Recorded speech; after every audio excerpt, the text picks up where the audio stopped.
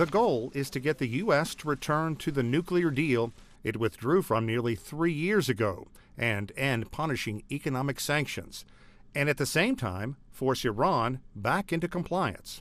Iran has been enriching uranium well beyond limits spelled out in the pact once then-President Donald Trump pulled the U.S. out of the arrangement, calling it the worst deal ever negotiated. Talks to restore the agreement, known as the Joint Comprehensive Plan of Action, or the JCPOA, begin next week. We've agreed to participate in talks with our European, Russian, and Chinese partners to identify the issues involved in a mutual return to compliance with the JCPOA with Iran. But the United States and Iran are not going to meet face-to-face. Talks will in essence be chaired and overseen by working groups formed by the European Union. We don't anticipate presently that there will be direct talks between the United States and Iran through the process, though we certainly remain open to them. Iran is taking a different approach.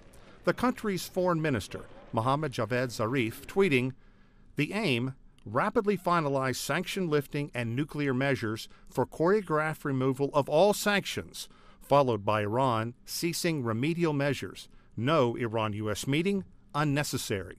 It has been a delicate diplomatic dance to get to this point.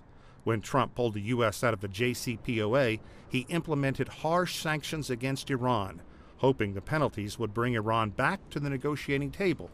It did not. Since then, both nations have demanded the other offer concessions first. Iran and the United States are worried that taking the first step will make each nation appear weak at home. Diplomats involved in the discussion say right now it appears all parties are on the right track. But moving ahead will not be easy and will take intensive efforts. Sean Caleb, CGTN in Washington.